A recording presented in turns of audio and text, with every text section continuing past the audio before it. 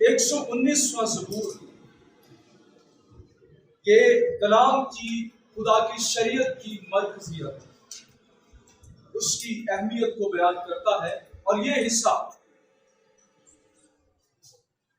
یہ بیان کرتا ہے کہ خدا کا کلام ہمیں کیسے پاک رکھتا ہے، یا نوجوان کیسے پاک رہ سکتا ہے۔ اس سوال کا جواب بھی اگر تلاش کرنا ہو تو وہ بھی یہی ہے کہ خدا کا کلام ہی ہے جو ایک نوجوان کو پاک رکھنے میں، ہونے میں مدد دے سکتا ہے۔ ایک خاص سوال ہے یہاں پر، جوان اپنی روش کس طرح پاک رکھے؟ سب سے پہلی بات، یہ سوال کرتا کون ہے؟ یہ ہر نوجوان سوال نہیں کرتا، یہ ہر ایک کے دل کا سوال نہیں ہے، یہ ایسے نوجوان کا سوال ہے جو سچے دل سے خدا کا طالب ہے، جسے خدا کی جستجو ہے۔ یہ ایسے نوجوان کا سوال ہے جس کا دل داؤد کی طرح کا ہے۔ میں نے شخصی طور پر پاک زندگی گزارنے کے بہت سارے ضابطے اپنائے، کتابیں پڑھی، روزے رکھے، دعائیں کی، لیکن میری زندگی میں کچھ ایسے سنس تھے جن سے میں تب تک رہائی نہ پا پایا جب تک کہ اس حوالے کی مجھے سمجھ نہیں۔ ایک نوجوان کے لیے یہ اہم ترین سوال ہے۔ ایک نوجوان کے لیے اہم سوال سب سے پہلے یہ نہیں ہے کہ میں کامیاب کیسے ہوں، میرا مستقبل کیا ہے۔ اس طرح کے تمام سوالات اس کے لیے سامنے ہیں۔ سب سے اہم سوال موجودہ دور کے نوجوان کے لیے آزمائشوں سے جو گھرا ہوا ہے، وہ یہ ہونا چاہیے کہ میں پاک کیسے ہو سکتا ہوں۔ یہ صرف سوال نہیں، یہ دل کی تڑپ ہے، یہ خواہش ہے، یہ جستجو ہے، یہ مشتاق ہونا ہے، یہ طالب ہونا ہے، جیسے خدا کے کلام میں لکھا ہوا ہے، اس پاکیزگی کے طالب رہو جس کے بغیر کوئی خدا کو دیکھ نہیں سکتا۔ باقی سارے کام ہو جائیں گے، باقی سارے سوالوں کے جواب مل جاتے ہیں، لیکن اس سوال کا جواب یہ صرف اور صرف کلام ہی دیتا ہے۔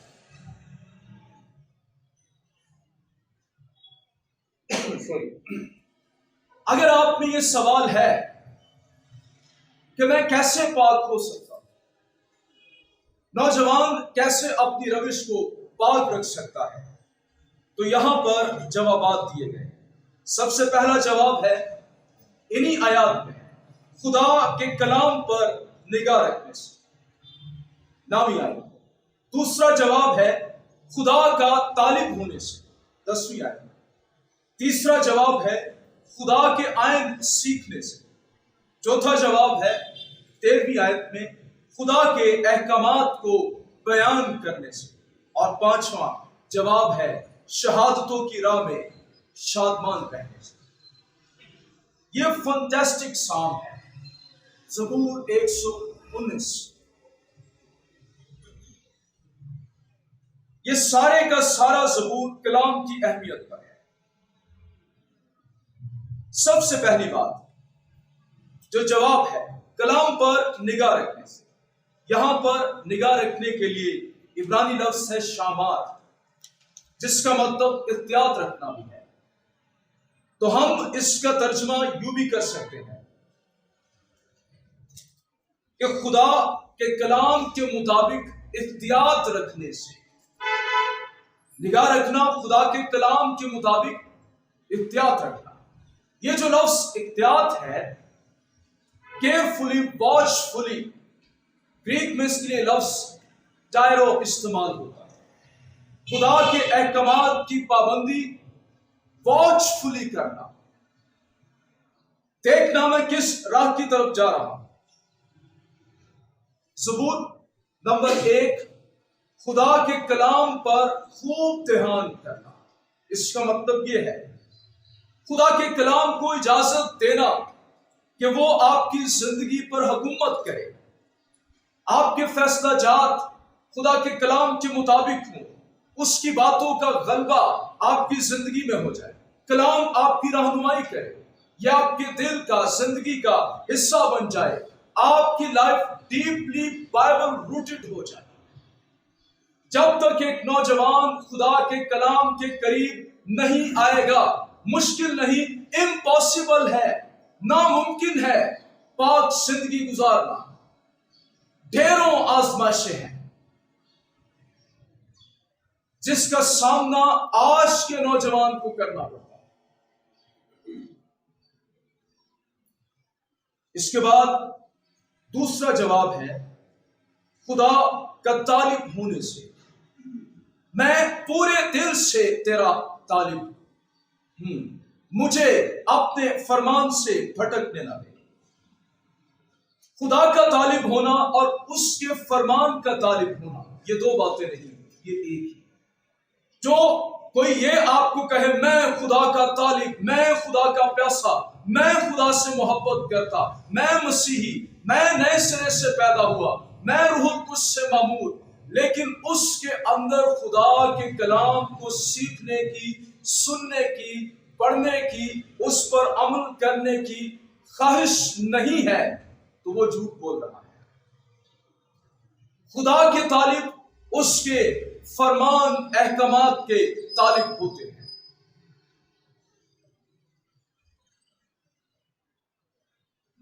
اے نوجوان، اگر تو چاہتا ہے کہ تیری روشیں پاک رہیں تو نہ صرف خدا کا طالب ہو بلکہ پورے دل سے اس کا طالب ہو، یعنی خدا کا اشتیاق مند ہو جانا، اس کا بھوکا اور پیاسا ہو جانا۔ پورے دل کے برعکس آدھا دل ہوتا ہے، ہاف ہارٹیڈنس۔ ہاف ہارٹیڈ پرسن یا پھر ڈبل ہارٹیڈنس، دو دلا پن، ایسا شخص پاک نہیں۔ اگر ابھی تک کوئی ایسا گناہ آپ کی زندگی میں موجود ہے جسے آپ جانتے ہیں اور آپ کو پتا ہے کہ مجھے اس کا اقرار کرنے کی، توبہ کرنے کی ضرورت ہے، آپ نہیں کر رہے، اٹ مینس کہ آپ خدا کے پورے دل سے طالب نہیں ہیں، ہاف ہارٹیڈنس ہے۔ دو مالکوں کی خدمت ہو رہی ہے جو ممکن نہیں ہے، تو ایک وقت میں دو مالکوں کی خدمت نہیں کر سکتا، ایک سے ملا رہے گا، دوسرے سے دعوت رکھے گا، صرف اپنے آپ کو طفل تسلیاں دے رہا ہے کہ میں خدا کے ساتھ ایسا ہی حال ہے جیسا سمسون کا تھا، وہ سمجھا خدا میرے ساتھ ہے لیکن خدا کا روح اسے چھوڑ چکا تھا۔ کلیسیاؤں میں اور چرچز میں، اداروں میں بہت سارے ایسے لوگ موجود ہیں جو پورے دل سے خدا کے طالب نہیں،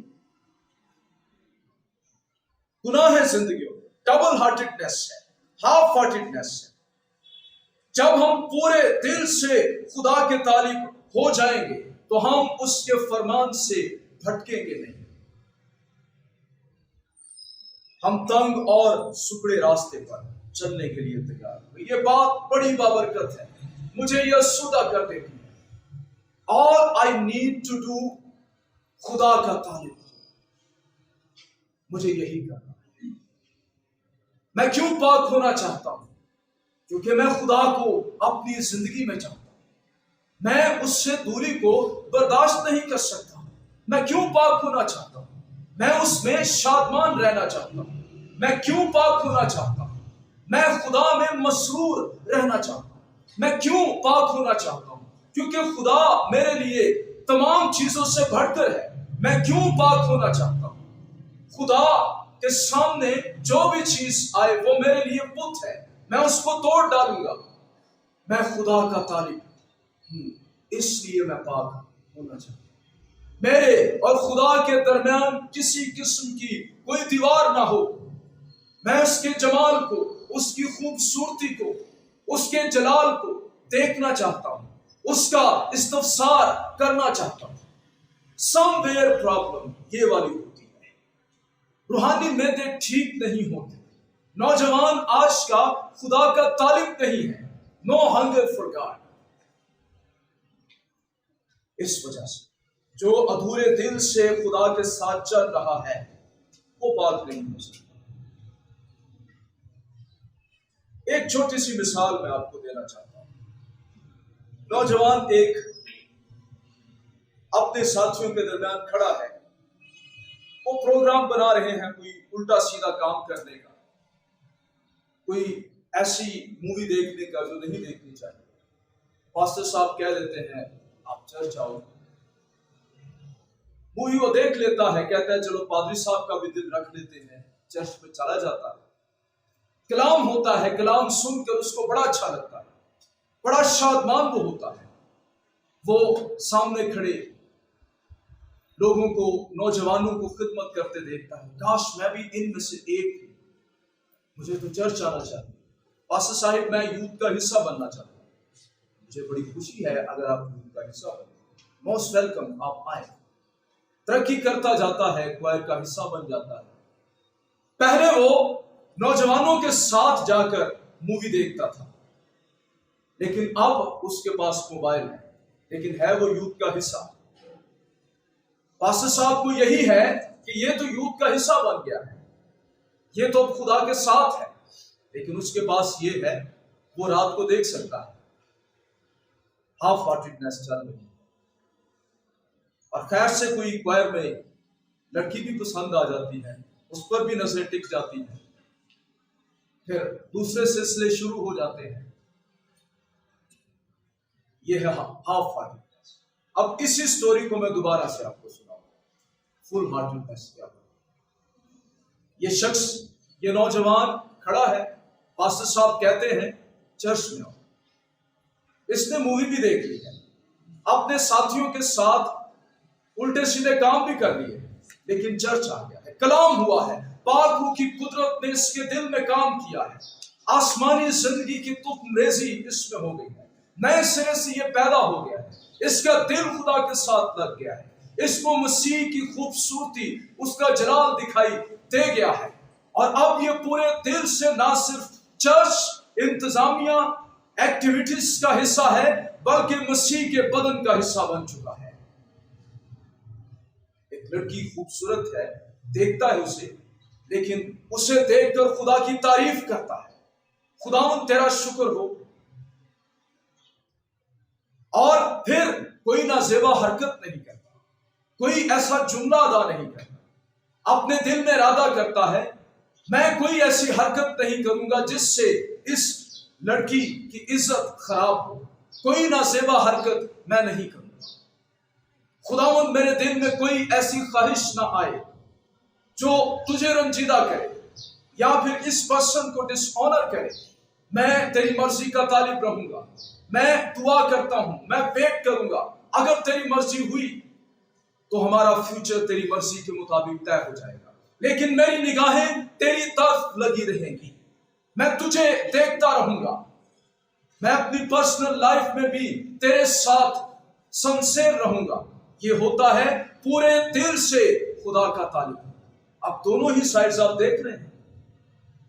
پہلی کہانی اس میں بھی لگتا تو یہی ہے، یہ خدا کا طالب ہے، یہ کلیسیا کا حصہ ہے، لیکن اس کے دل میں ابھی تک کوئی تبدیلی رونما نہیں.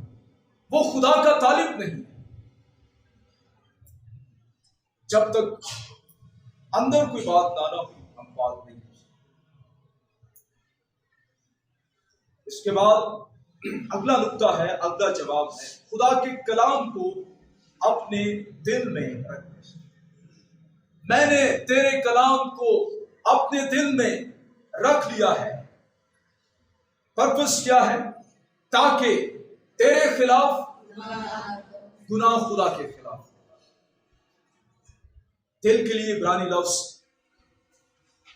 جو ہے اس کا مطلب ہے باطنی انسان، ذہن، میں نے تیرے کلام کو اپنے ذہن میں رکھ لیا ہے.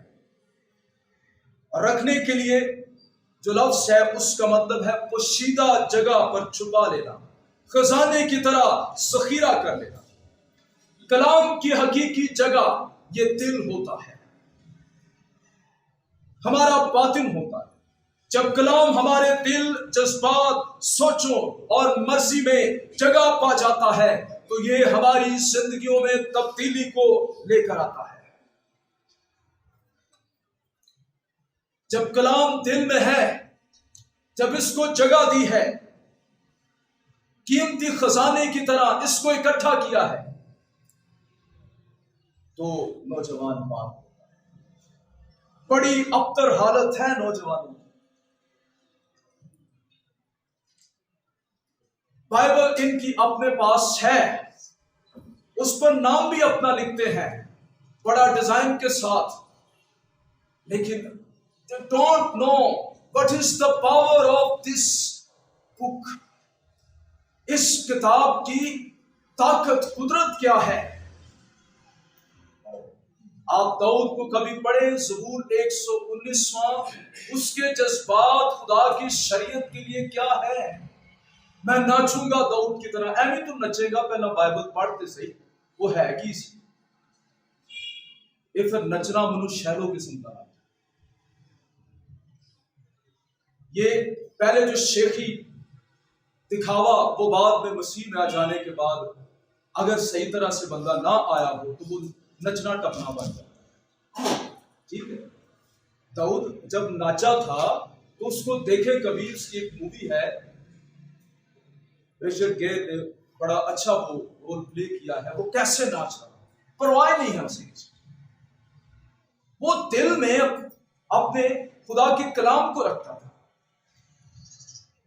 راتوں کو میں اٹھ جاؤں گا، رات کے پہروں میں تیرے کلام پر غور کروں گا. قیمتی خزانے کی مالک ہے، مال غنیمت سے زیادہ مجھے خوشی ہے. یہ شہد کے ٹپکوں سے زیادہ شیریں ہے میرے لیے. یہ جذبات ہیں اس کے خدا کے کلام. خالص چاندی کی مالک جو 7 بار بھٹی میں تپائی گئی، وہ اس طرح سے اس کو لیتا ہے. جب تو کلام کو دل میں رکھ لے گا، اگر اس کو دل میں سنبھال کر رکھ سکتا ہے تو گناہ تیری زندگی میں نہیں. کولوسیوں 3 باب 16 اور 17 آیت میں لکھا ہے، مسیح کے کلام کو اپنے دلوں میں کثرت سے بسنے دو. کیسے بسنے دو؟ کثرت سے بسنے دو. اور کمال دانائی سے آپس میں تعلیم اور نصیحت کرو، اور اپنے دلوں میں فضل کے ساتھ خدا کے لیے مزامیر اور گیت اور روحانی غزلیں گاؤ. اور کلام یا کام جو کچھ بھی کرتے ہو وہ سب خداوند یسوع کے نام سے کرو، اور اسی کے وسیلے سے خدا باپ کا شکر بجانا. کثرت سے کلام کو اپنے دل میں بسنے دے. صرف رکھنا نہیں ہے دل میں، کثرت سے اس کو بسانا. Your heart should be full of word of God. Praise. کبھی آپ نے سپنج کو دیکھا، اس کو پانی میں ڈبو دیں، وہ سینچ لیتا ہے اپنے اندر پانی. پھر اس کو دیوار کے ساتھ مارو، اس کو فرش کے اوپر مارو، اس کو پکڑو، اس کے اندر سے پانی ہی نکلے. کلام تیرے اندر، تیرے چوگرد، تیری سراؤنڈنگ میں، ہر طرح کے حالات میں تیری زندگی سے کلام نکلے گا. جب یہ دل میں کثرت سے بس جائے گا، اس کے نتائج کیا ہوں گے؟ جب کلام دل میں بس جائے گا اس آیت کے مطابق، پاکیزگی کی زندگی، کمال دانائی. خدا کا کلام ہمیں دانا بنا دیتا ہے. یہ عام کتاب نہیں، یہ کسی فلسفہ دان نے نہیں لکھی، بلکہ یہ خدا کی حکمت ہے، یہ الہی حکمت ہے. اور پھر آپس میں نصیحت اور تعلیم. ہم زیادہ تر آپس میں جب بات چیت کرتے ہیں بدگوئیاں غیبت کیوں کرتے ہیں؟ کیونکہ کلام نہیں دل میں ہوتا. ہم نصیحت نہیں کر پاتے ایک دوسرے کو، اس وجہ سے کیونکہ کلام کثرت سے ہمارے دل میں فستا نہیں. پھر دل میں فضل یا خدا کی معموری حضوری، اس کا تجربہ، یہ اس وقت ہوتا ہے جب کلام دل میں بستا ہے۔